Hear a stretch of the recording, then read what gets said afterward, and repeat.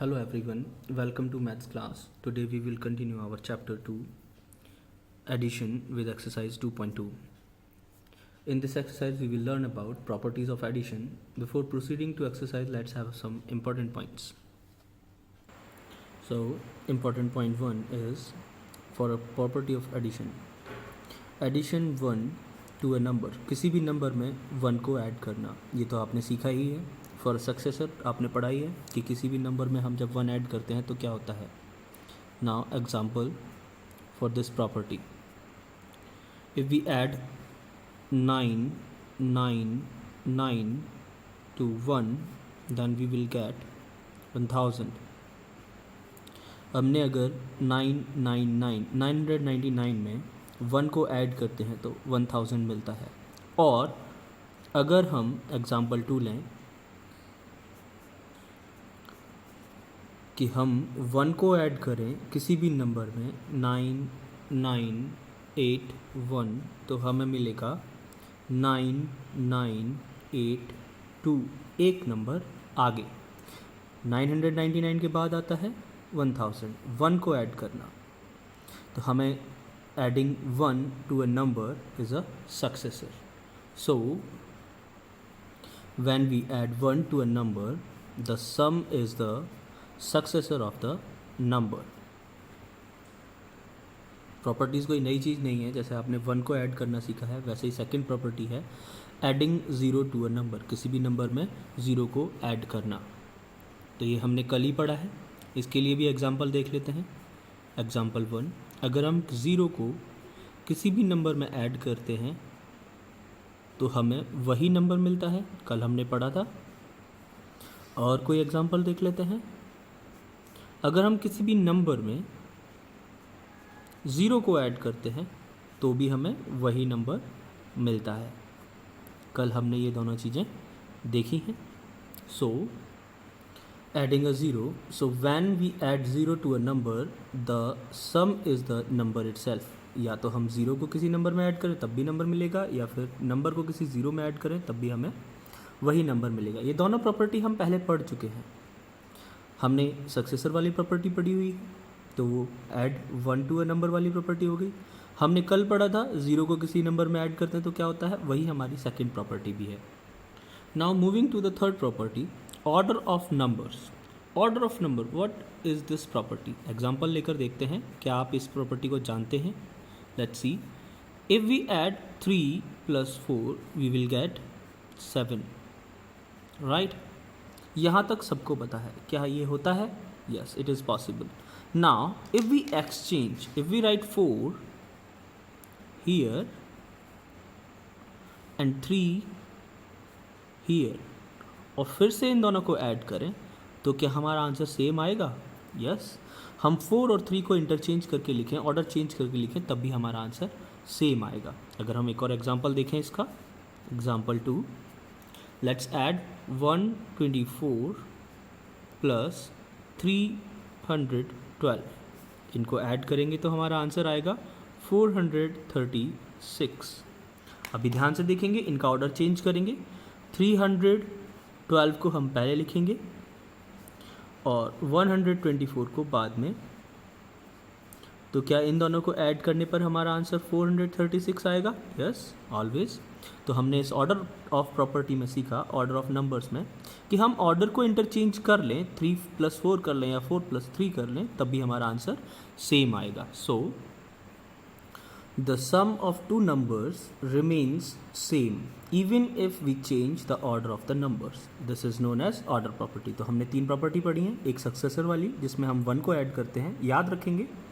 अगर हम 1 ऐड कर रहे हैं तो सक्सेसर वाली प्रॉपर्टी, अगर 0 ऑर्डर कर रहे हैं तो एडिंग 0 टू अ नंबर वाली प्रॉपर्टी है, और हम ऑर्डर को चेंज कर रहे हैं तो ऑर्डर ऑफ अ नंबर वाली प्रॉपर्टी है.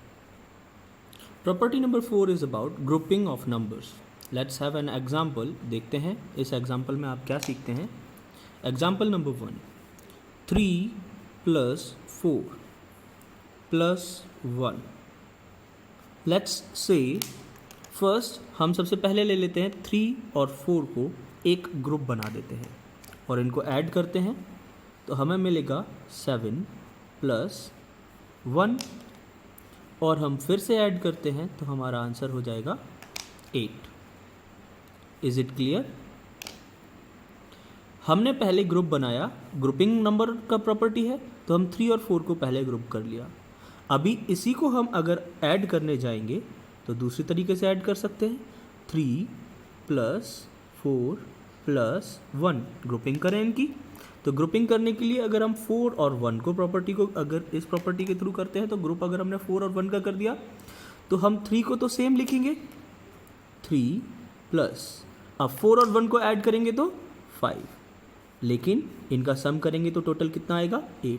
क्या देखो यहाँ पे भी हमने ग्रुप पहले किया अलग अलग डिजिट्स को, तब भी हमारा आंसर 8 आ रहा है। यहाँ पे अलग डिजिट्स को ग्रुप किया है तब भी हमारा आंसर 8 आ रहा है। क्या ये समझ में आया कि हमने यहाँ ऑर्डर भी चेंज किया है? नहीं, यहाँ ऑर्डर चेंज नहीं किया, यहाँ पे हमने ग्रुपिंग अलग अलग की है। यहाँ 3 और 4 को एक ग्रुप में किया है, या 4 और 1 को एक ग्रुप में किया है। और भी कोई तरीका है? Yes, one more method is there for grouping. If we add 3 + 1 + 4, अगर हम ये ग्रुप ले लें, 3 और 1 को पहले ऐड कर लें तो भी क्या हमारा आंसर सेम आएगा? Let's see, 3 + 1 is 4 plus and what is remaining here 4, then our answer is 8 again. Yes, our answer is 8 again. तो अगर हम इन 3 नंबर्स को ऐड करें, 3, 4 और 1 को अगर हम ऐड करते हैं तो हमारा आंसर कैसे भी ऐड करें, 3 को ऐड करें, फिर 1 को ऐड करें, फिर 4 को ऐड करें, तब भी हमारा आंसर 8 आएगा। 3, 4, 1 को ऐड करें तब भी हमारा आंसर 8 आएगा। 3 को बाद में ऐड करें, 4 और 1 को पहले ऐड करें, तब भी हमारा आंसर 8 आएगा। सो when we adding 3 or more numbers, the numbers can be grouped in any way। हम numbers को किसी भी तरीके से ग्रुपिंग करें, the sum remains the same। हमारा जो सम होगा वो सेम ही रहेगा। हम किसी भी तरीके से नंबर्स को ग्रुपिंग करके ऐड करें तब भी हमारा 8, यहाँ भी 8 और यहाँ भी आंसर 8 आएगा। तो this is known as grouping property. चारों प्रॉपर्टी समझ में आ गई हैं। अब हम करते हैं exercise 2.2। Now the question number 1 of exercise 2.2 is fill in the blank using the property of addition. तो अगर हम 1 ऐड कर रहे हैं मतलब सक्सेसर निकाल रहे हैं, और सक्सेसर निकालना तो सबको आता है, थर्ड में भी पढ़ा है और मैंने एक्सरसाइज चैप्टर 1 में भी पढ़ाया है। तो हम देखेंगे अगर 1 को ऐड करेंगे तो हमारा आंसर क्या होगा, 2, 6, 4, 4, 0, 0 and we will put comma.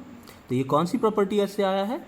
Addition 1 to a number, यही प्रॉपर्टी है ना अपनी, एडिंग 1। तो हमारी इस प्रॉपर्टी का नाम क्या है? एडिंग 1 टू अ नंबर और सक्सेसर। ये हम करते आ रहे हैं। ऐसे ही हम बी पार्ट और सी पार्ट भी करेंगे। Now we will see the D part. Now D part is 4,53,345 and you have to add 0 to it.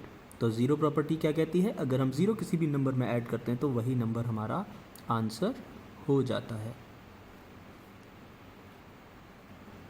तो कौन सी प्रॉपर्टी है ये? B and C you will get in your answer की।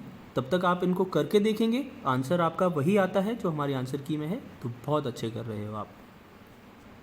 Now in question 2, add the following pairs and compare the sum. What is comparison means here? Comparison में हमें ध्यान रखना है कि ग्रेटर देन आएगा, इक्वल आएगा या फिर स्मॉलर देन आएगा।